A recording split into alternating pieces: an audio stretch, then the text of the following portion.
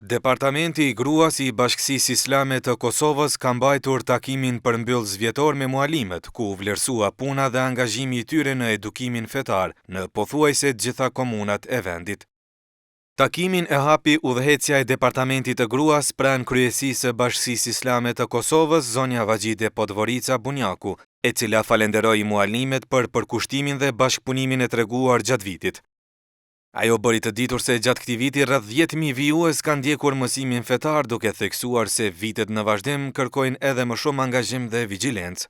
Urojmë që të kemi një vit më të mbar, një vit më të suksesshëm, e që si departament në përgjithësi po flas, jemi të kënaqura duke ditur edhe rezultatin e vijuesve të mësim besimit, siç i kemi marrë edhe statistikat më herët, ku dalin rreth 10.000 vijues që kanë ndjekur mësim besimin vetëm nga ana juaj.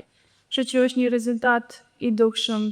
Shpresojmë që të arrijmë edhe më shumë, të jemi më të angazhuar, më të avancuar dhe në profesionin tonë, edhe Zoti inshallah na jep bereqet edhe suksese më tej.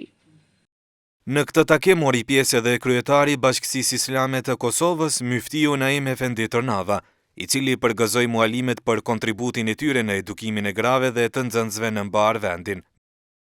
Muftiu Tërnava theksoi se aktivitetet e mualimeve nuk janë iniciativa formale, por shprehje e gjallë e përkushtimit fetar.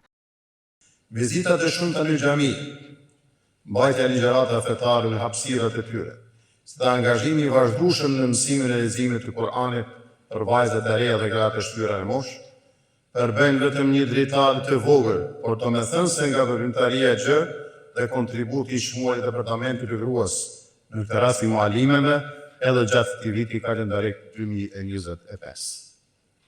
Këto aktivitete nuk janë thjesht iniciativa formale apo programe të zakonshme edukative. Ato janë shprehje gjallë për kushtimin fetar. Ai gjithashtu rikonfirmoi mbështetjen e vazhdueshme të Bashkësisë Islame të Kosovës për punën e tyre. Mos hezitoni, mos u ndalni, mos u lodhni dhe mos e neglizhoni këtë mision të shenjtë.